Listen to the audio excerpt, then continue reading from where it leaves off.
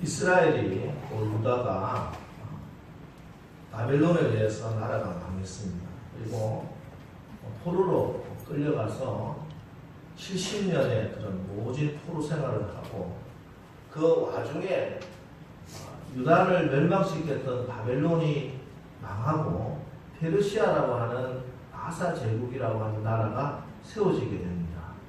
그러니까 나라가 없는 가운데 그 나라를 멸망시켰던 나라가 사라지고 새로운 또 제국이 생기고 이제는 바벨론의 포로로 있었는데 페르시아의 포로가 되어서 그렇게 70년의 통치를 받게 됩니다.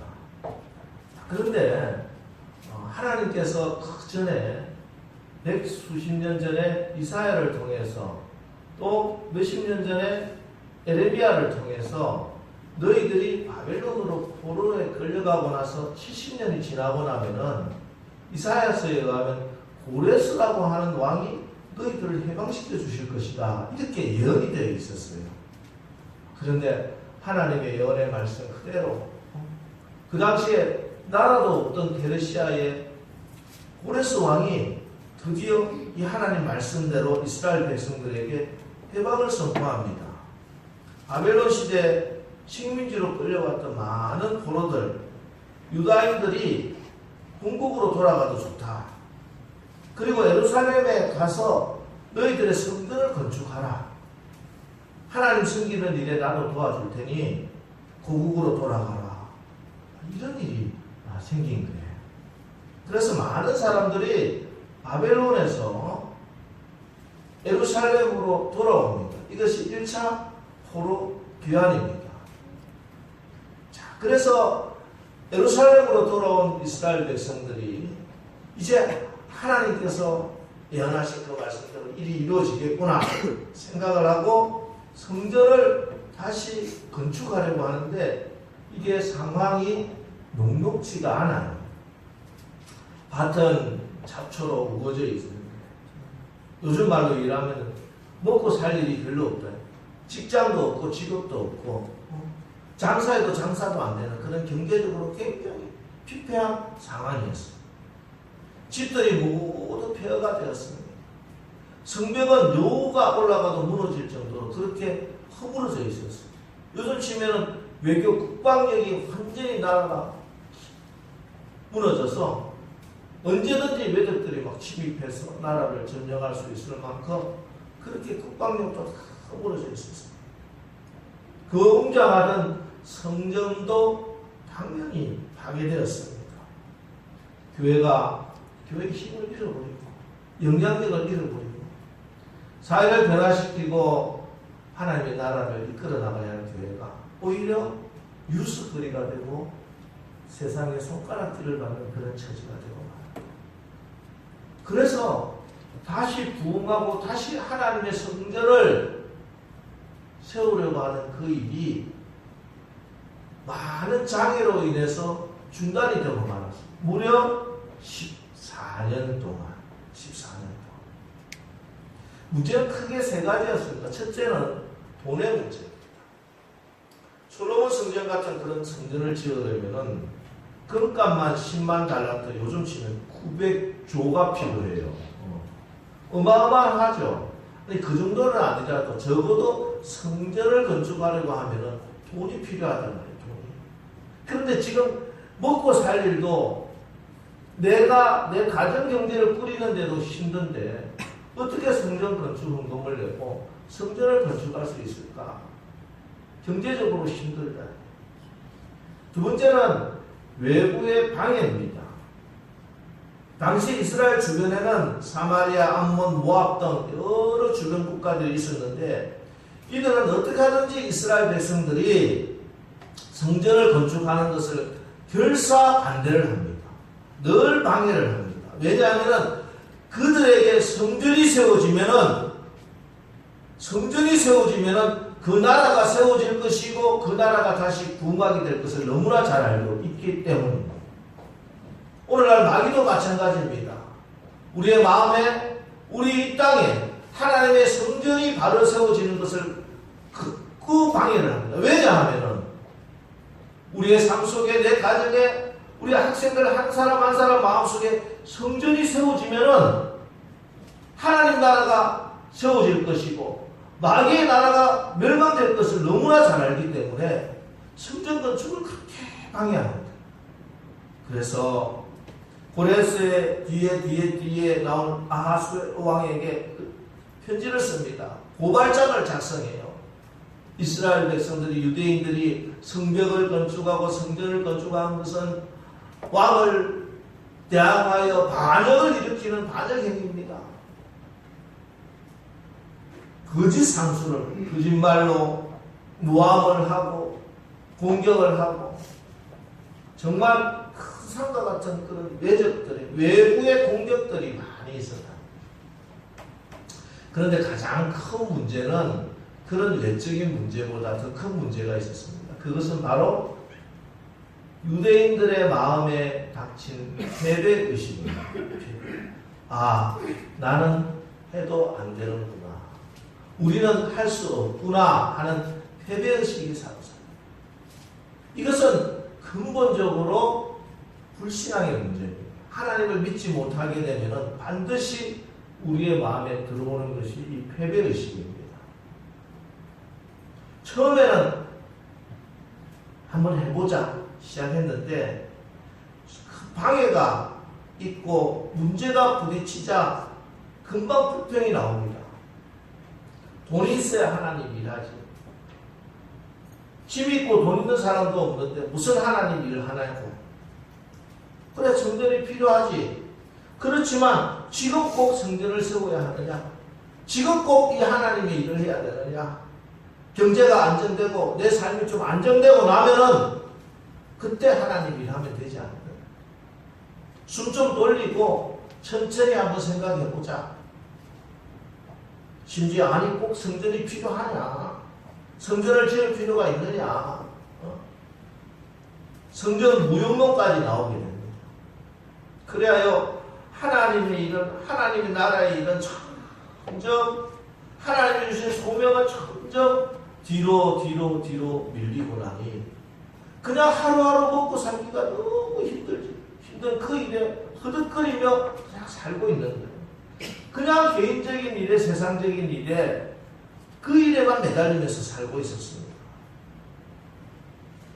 이처럼 하나님이 주신 비전이 있음에도 불구하고 하나님이 소명을 주셨음에도 불구하고 큰 문제를 만나고 큰 산 같은 문제 앞에서 한 걸음도 나가지 못하고 패배의식에 사로잡혀서 절망하고 있는 이들에게 이런 상황에서 오늘 스가랴에게 하나님의 말씀이 임합니다.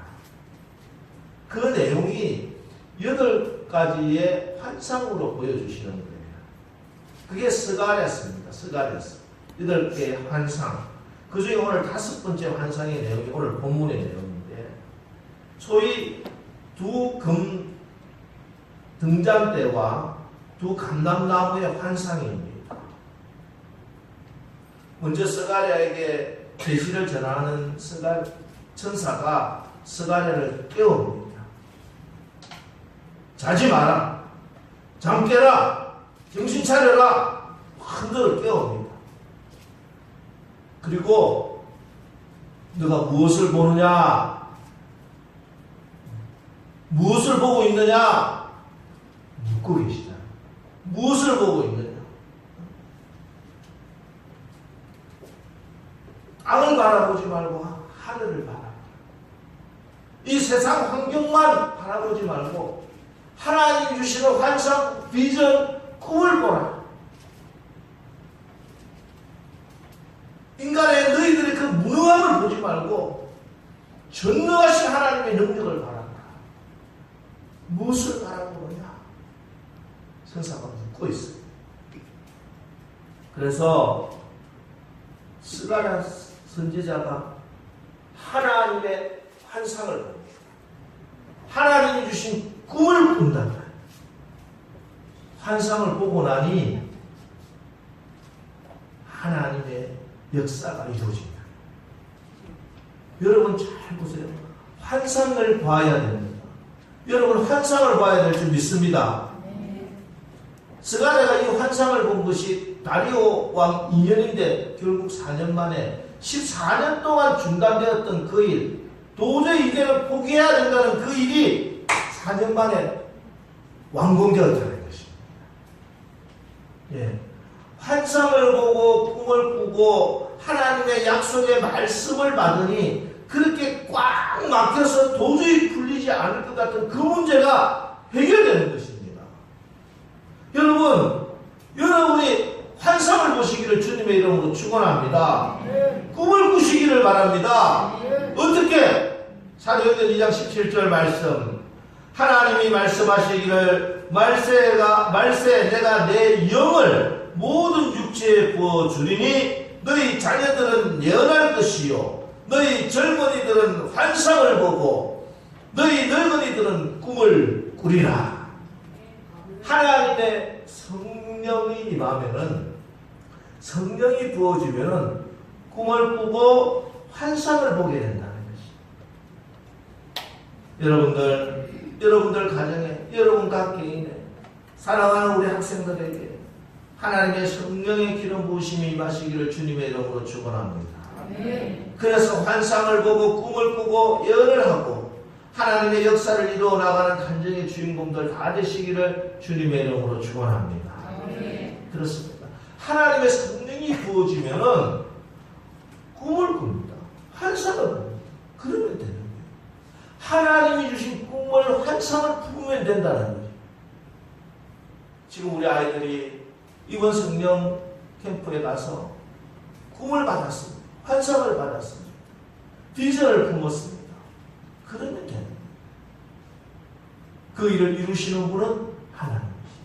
내가 그 꿈을 붙들고 환상을 꾸며 말씀을 붙들며 나가면 요셉을 꿈꾸게 하신 하나님이 마침내 요셉을 통해서 하나님의 뜻을 하나님이 이루시는 그 영광을 드러냈던 것처럼 여러분의 가정에 여러분의 자녀들에게 꿈을 주신 하나님께서 그 일을 이루어 주실 줄 분명히 믿습니다.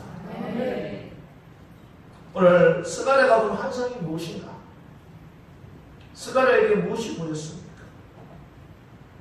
7등잔에 7관이 연결되어 있는 2개의 촛대가 있었는데 이 촛대 오른쪽 왼쪽에 촛대마다 감람나무가 올리브나무가 있어서 그 올리브나무에서 기름이 계속 올리브 오일이 계속 공급이 되니까 이 등잔대가 불이 꺼지지 않는 거예요. 불이 꺼지지 않는 거예요. 근데 이게 무슨 뜻인지 천사가 물어봅니다. 스가랴야, 이게 무슨 뜻인지 알겠느냐? 그러니까 스가랴가 내 주여 이것들이 무엇입니까? 내 주여 이것들이 무엇입니까? 하나님께 묻더라는 것이에요. 여러분, 모르면 물어봐야 돼요. 모르면 물어봐요. 모르는 게 부끄러운 게 아니에요. 학생들 학교에서 선생님이 설명하는데 모르면은 아는 척하고 고개 끄덕끄덕하고 졸고 있으면 안 돼요. 모르면 선생님 이제 막 설명한 거 제가 잘 모르겠는데요. 다시 한번 설명해 주세요. 그 학생이 공부 잘하는 학생. 하나님 앞에 신앙생활 잘하는 성도는 내가 모르면은 하나님께 물어야 됩니다. 목사님께 물어봐요. 물으라니까. 믿어지지도 않고 이해도 안 되고 모르는데 아는 척하고 있으면 안 되는 거예요. 그러면 신앙이 자라지 않아요. 하나님께 질문하는 것은 나의 삶에 신앙생활에 의문이 생기는 것은 그거는 불신앙이 아니에요. 내가 나는 믿음이 없나 봐. 그런 생각할 필요 없어요. 여러분, 신앙생활의 의문이라고 하는 것은 믿음의 생장점입니다. 우리가 하나님의 모든 신비를 다 이해할 수는 없지만 진실된 마음으로 하나님께 묻고 또 물으면요, 하나님이 그에게 이해를 하게 하시든지 믿음을 주시든지 반드시 그 의문을 풀어주신다는 거예요. 근데 그 의문을 품고 그냥 아는 척 믿는 척 하면서 신앙생활에서는 안 돼요. 저도 지금 우리 아이들처럼 중학교 때 그때 참 성경을 읽었고 설교 말씀을 들을 때마다 참 의문이 많았습니다. 왜 성경은 저렇게 말씀하시지? 하나님이 이상하다. 참 의문이 많았어요. 그런데 그게 안 믿어지는 거예요. 성경 말씀. 하나님이 내가 이해가 안 되는데요. 왜 하나님이 그렇게 하실까? 왜 애굽의 장자들을 다 죽이냐? 죄는 바로가 지었는데 죄 없는 장자들, 아이고 우리 아이들 불쌍한 아이들 죽이는 하나님이 그게 무슨 말이냐? 의문이 참 많이 들었습니다. 근데 선생님께 목사님께 물으면은 장가아들이 돼가지고 믿음도 없다고 할까 봐서 묻지도 못하고 다 믿는 척하고 아는 척하고 그냥 그렇게 신앙생활을 했어요. 근데 학생부 선생님이 새로 오셨는데 남자 집사님입니다. 제가 지금 성함은 기억하지 못하지만 아주 이렇게 철학을 전공하신 그분인데 그분이 설교 말씀을 하시면서 이런 말씀을 하시더라고. 너희들이 신앙생활을 하면서 이해가 안 되고 또 믿어지지 않으면 하나님께 묻고 선생님께 묻고 목사님께 물어봐라. 자꾸 물어봐라. 물론 묻지 않고 보지 않고 믿으면 가장 큰 은혜가 되겠지만 믿어지지 않는 걸 믿는 척하고 있는 것은 굉장히 위험한 일이다.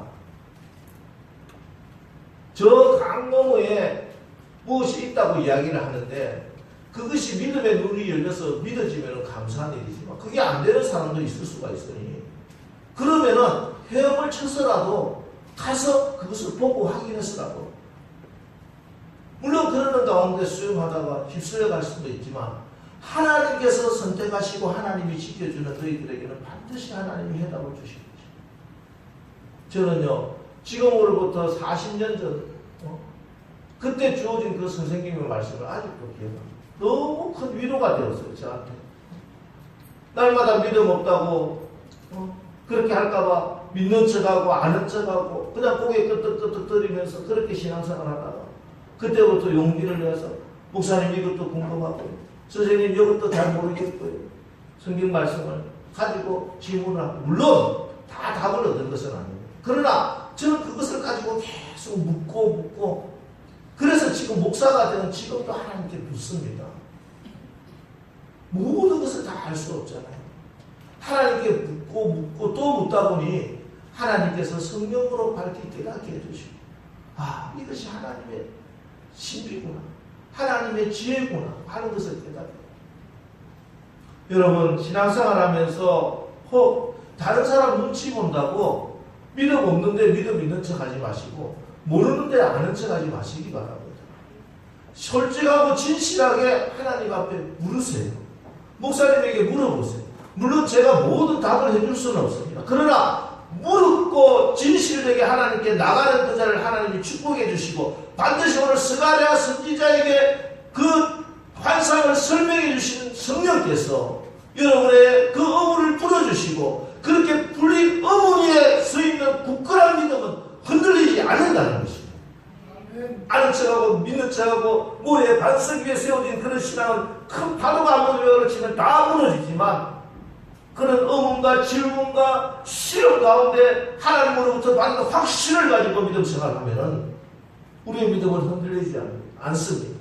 세상이 뭐라고 하든지 과학이 뭐라고 하든지 세상의 지혜가 뭐라고 하든지 그 지혜보다 뛰어난 하나님의 지혜로 승리하는 삶을 살게 될 줄 분명히 믿으시기 바랍니다. 그래서 오늘 이렇게 하나님께 묻는 스가랴에게 오늘 본문 핵심의 말씀이 선포됩니다. 만군의 여호와께서 말씀하시되 이는 힘으로 되지 아니하며 능력으로 되지 아니하고 오직 나의 영으로 되느니라. 할렐루야. 힘으로 되지 않고 능력으로 되지 않는 일이라 할지라도 하나님의 성령으로는 가능하다. 그래서 오늘 설교 말씀이 오직 성령으로 됩니다. 불가능한 일, 이루어질 수 없는 일, 큰 산과 같은 그 문제 하나님의 성령으로 되는 줄 믿으시기 바랍니다. 여러분 우리가 살아가면은 개인적이든지 가정으로든지 혹은 나라 전체적인 큰 문제를 만날 수가 있습니다. 개인적인 가정에 건강에 문제가 생길 수도 있고 인간관계에 문제가 생길 수도 있고 나라 경제적으로 큰 문제가 외교적으로 큰 문제 지금 우리나라가 직면하고 있는 이런 큰 문제 이 문제 가운데 쉽게 해결하기 어려운 장애물 가운데 이 문제를 어떻게 풀어나갈 수 있을까? 힘으로 되지 않고 능으로 되지 않지만 오직 성령으로 이 문제가 해결되는 줄 믿으시기 바랍니다. 하나님의 성령을 가볍게 생각하지 마세요. 성령은 하나님이십니다.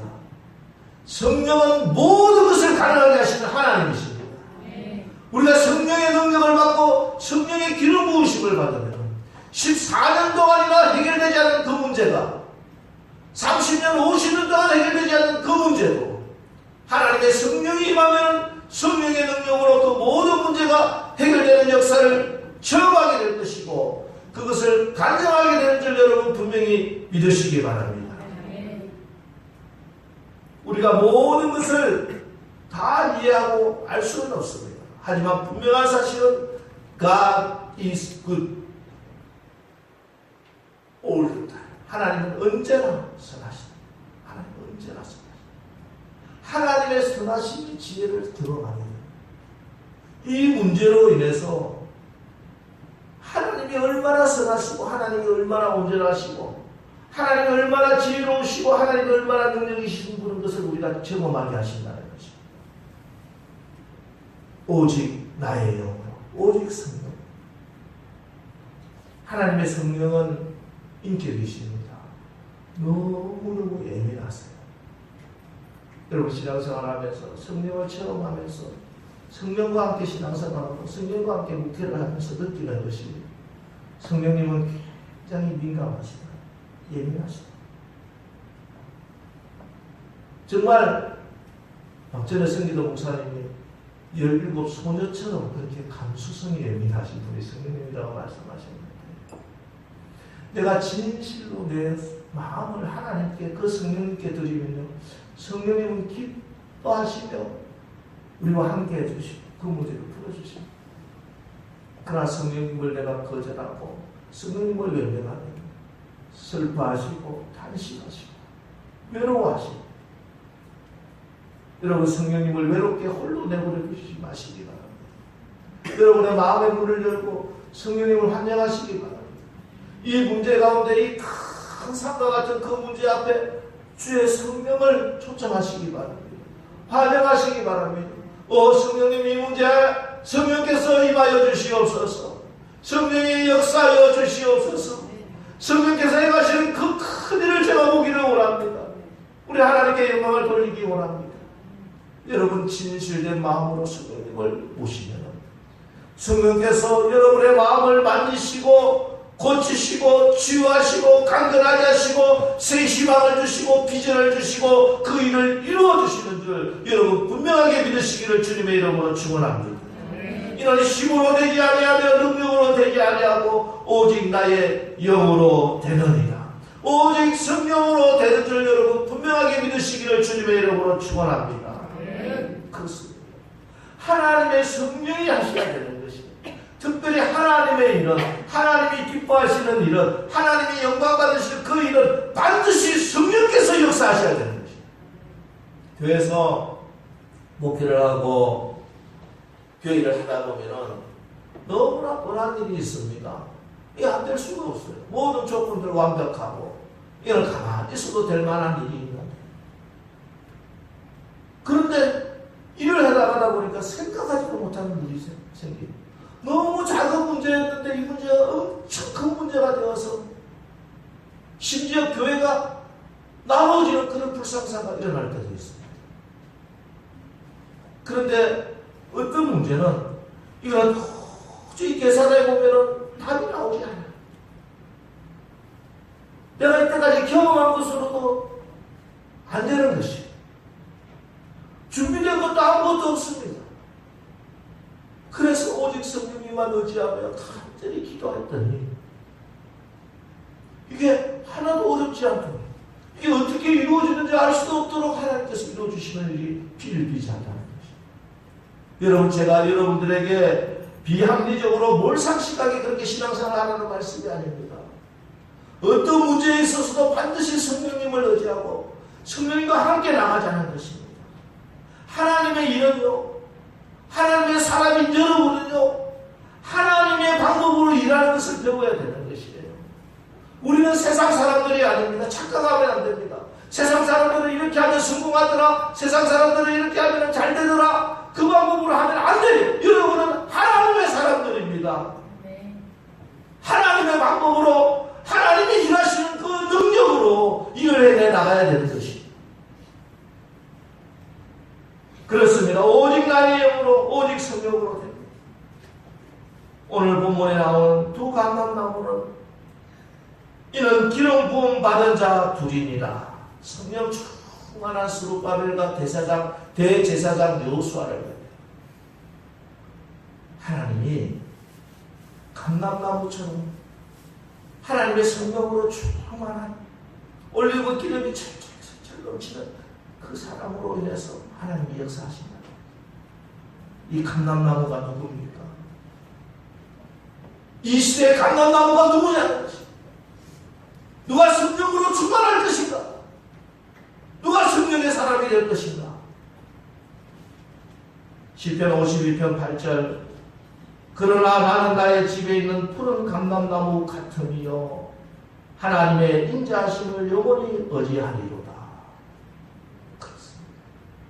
하나님의 인자하심을, 하나님의 헤세드, 하나님의 은혜, 하나님의 사랑을 의지하는 그 사람, 참 믿음 있는 그 사람, 그 한 사람이 이 시대의 감람나무입니다. 이 시대의 올리브나무입니다. 바로 여러분. 시편 128편 3절, 내 집 안방에 있는 내 아내는 결실한 포도나무 같으며 내 식탁에 둘러앉은 자식들은 어린 감람나무 같으리로다. 할렐루야. 바로 이 자리에 있는 여러분의 자녀들이, 우리 교회학교 어린이들이, 우리 중고등부 학생들, 우리 청년들이 바로 어린 감람나무입니다. 여러분 자녀들을 축복하면서 하나님 이 아이들이 이 시대의 올리브나무가 되게 하소서, 이 시대의 감람나무가 되게 하소서, 성령으로 충만하게 자라게 하여 주시옵소서. 그래서 이 어둠의 세상, 빛이 없는 이 세상에 하나님의 영광의 빛을 드러내는 그런 성령 충만한 성령의 사람들 되게 축복하여 주옵소서. 하나님의 성령을 의지하십시오. 푸른 올리브나무로 큰 산 앞에 도야 청정하시기 바랍니다. 하나님이 시작한 일에는 불가능한 일이 없습니다. 반드시 큰 산이 수르바벨 앞에서, 감람나무 앞에서 평지가 되는 역사가 일어날 줄 분명히 믿으시기 바랍니다. 나는 푸른 감람나무다. 내 사랑하는 자녀들은 어린 감람나무다. 우리의 감람나무 앞에, 이 성령 앞에 큰 산과 같은 저 문제들, 많은 대적들, 나를 공격하는 그 문제들이 다 병지가 되는 역사가 일어나시기를 주님의 이름으로 축원합니다. 이제 우리 교회와 여러분 성도 한 사람, 특별히 여러분 자녀들, 우리 아이들이 성령의 기름 부음이 넘치는 이 시대의 푸른 감람나무가 되게 하여 주옵소서. 우리 한번 기도하겠습니다. 우리 기도합니다. 할렐루야. 성령하시고 자비하시고